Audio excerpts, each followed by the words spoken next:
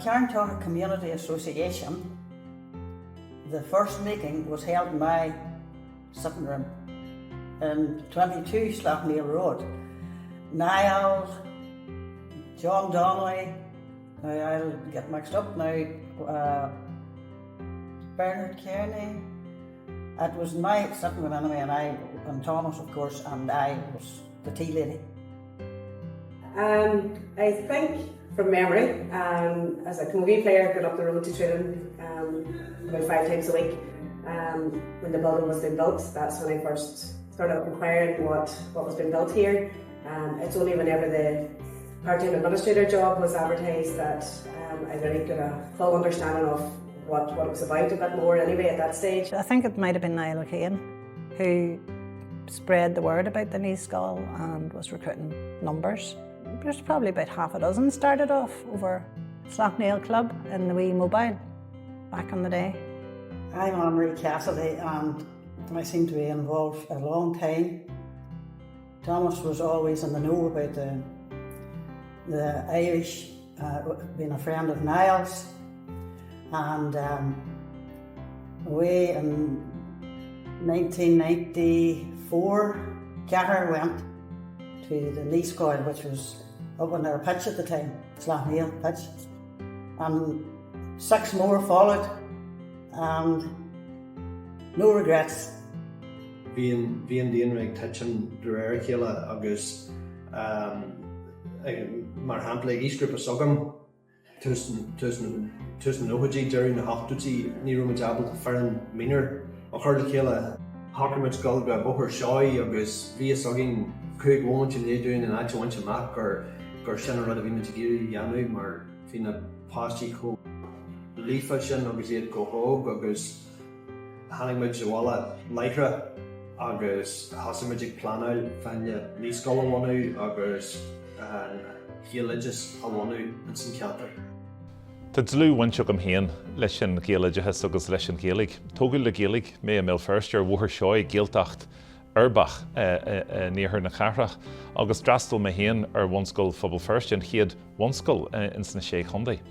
Dearma bhuitir héan ar bhuathar seoí na habarí Deanna agus nuair a smuinne mar bhuitir An Carn feicim an méanach chéine in san phobal sin. In san dóigh céanna na gaithí amint nó péil na camogie de déanta a bheith agad leis a bheith ag taú leis na fearan sport in san cheantar, so it's rud don cóphobal ar fad í an Ghaeilge. Ní roiithne go mar líam. Just fuair mé an sceart random sin, dúirt is me sin líam ó Flanagan, creidem gur bhaintear tú agus tá Gaeilge agad agus a bheith tá céthú.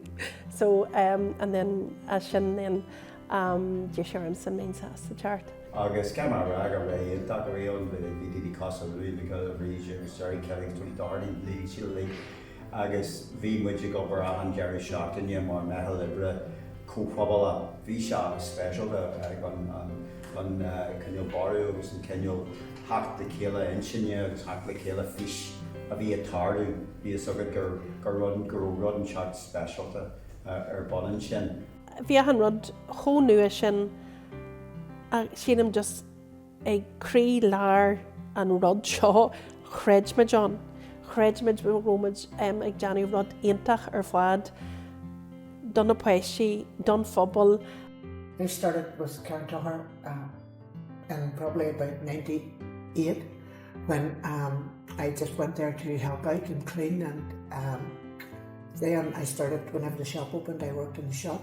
And I sent my daughter Grace to the bun school, which was undoubtedly the best decision that I ever made.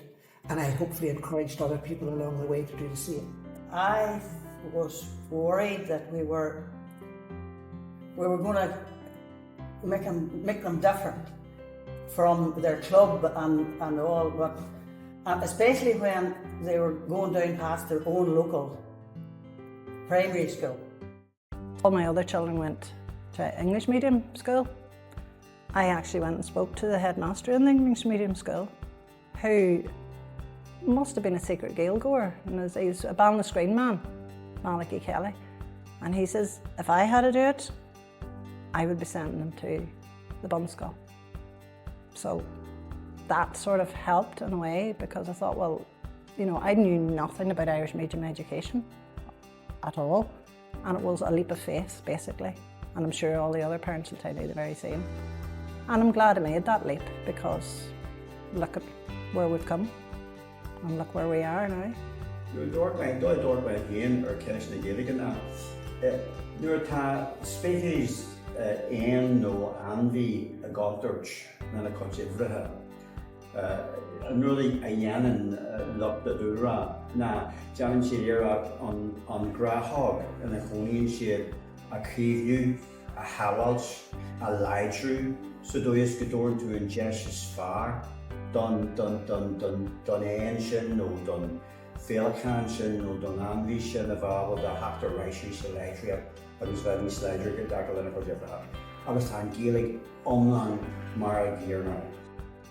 And I think you were at my heel, as far as I can remember, with a biscuit box going along at the break time, going along between the rows, collecting change, whether it was coppers, silvers, anything. We were more than grateful.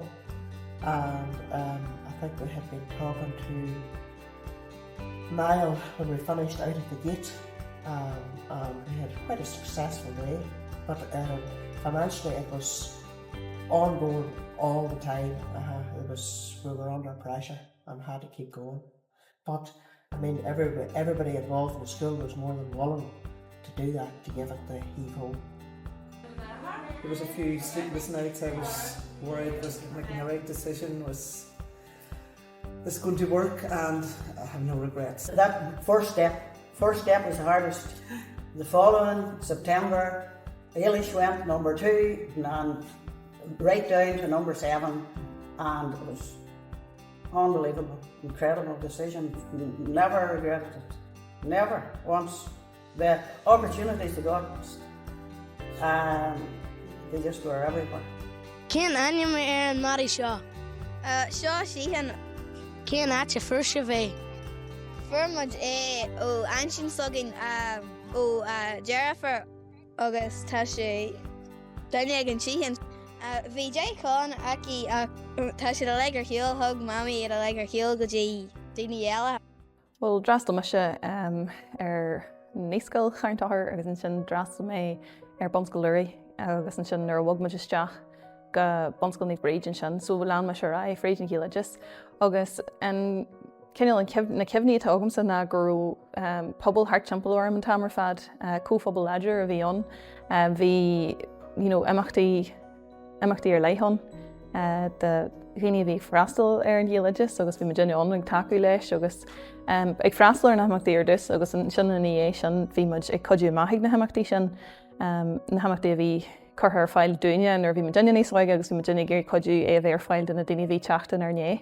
So bhí sin cófaras go amachchas a géirí airgad agus na bucin ceanneal a cruthaí agus airgad, but is ceimhliom agus mé a barc na geilteach anis, bíam sa glanstan an cáir lethe pela anis, agus tíam sa daoine amhaí, but is ceimhliom cinse, bhí muid amhaí, me se fásta mar muinteoir le bucid agus bonscail léiríodh agus Ghaeloideachas agus just, bhí muid leigad sin.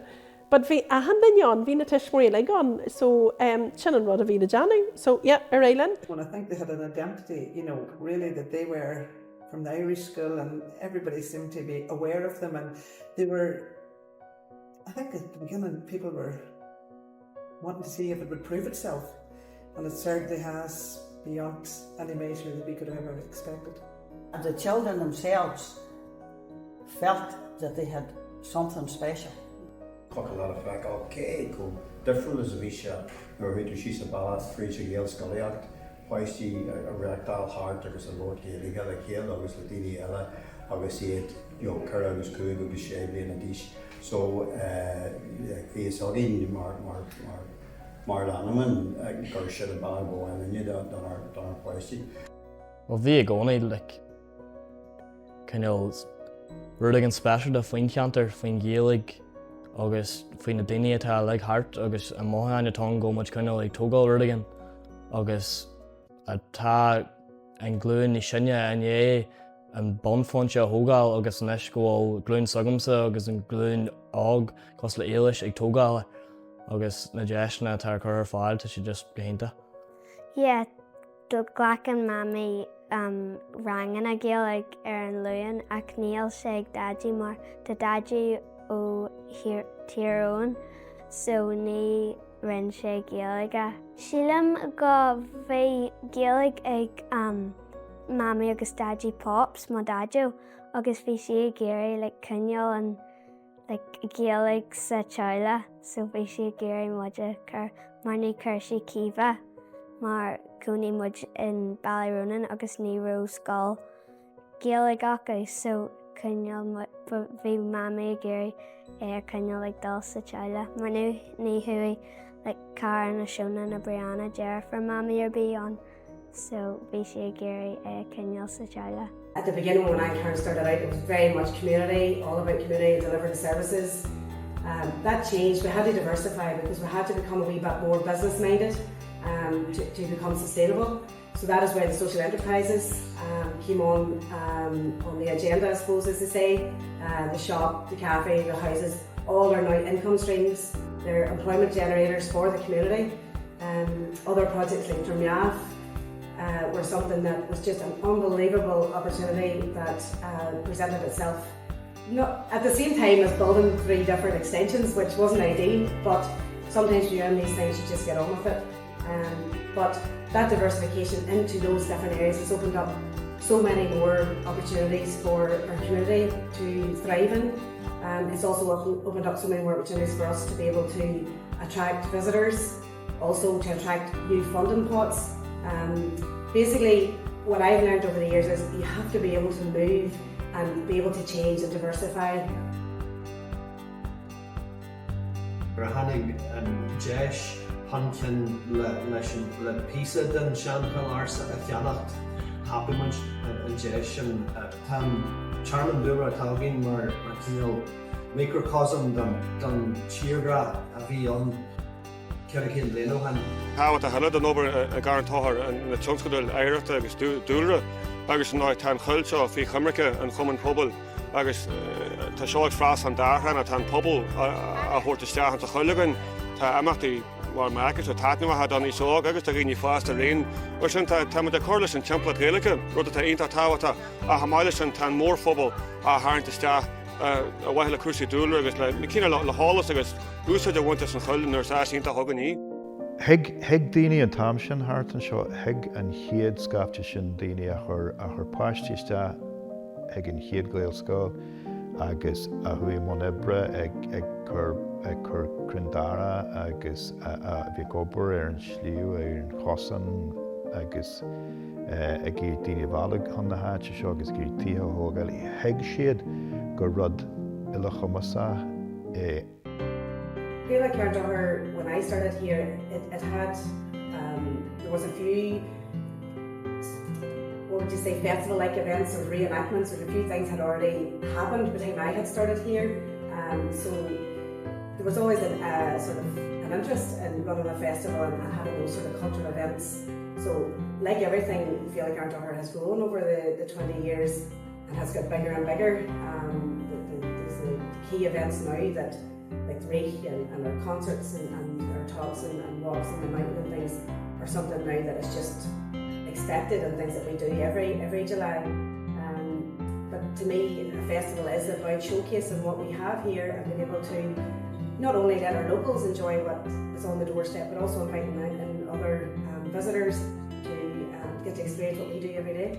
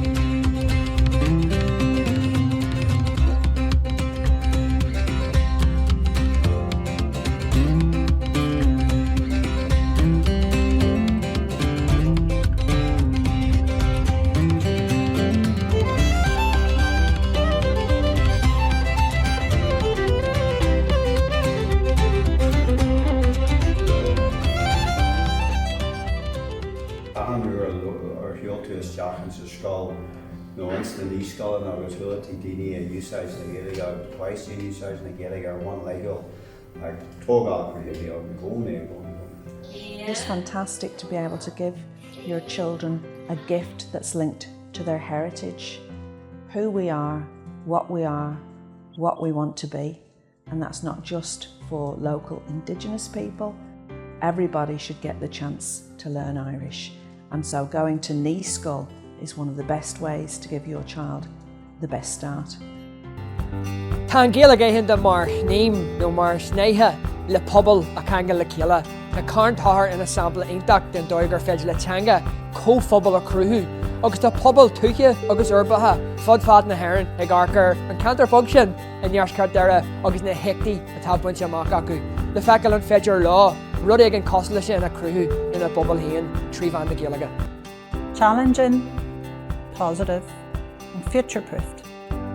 Broad, foreign, le chéile. Fish, pobl, teanga. Broad, daoine agus free. Buíthas, áil, éidethas.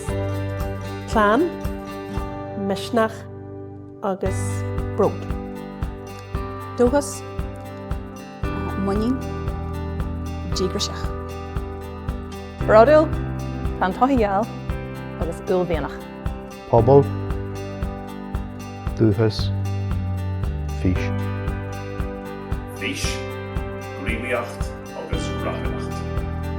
Community, innovative, hope. Hope, courage, and thanks. Focus, forward, opportunity, pride, and gratefulness. Vision, pride, best decision.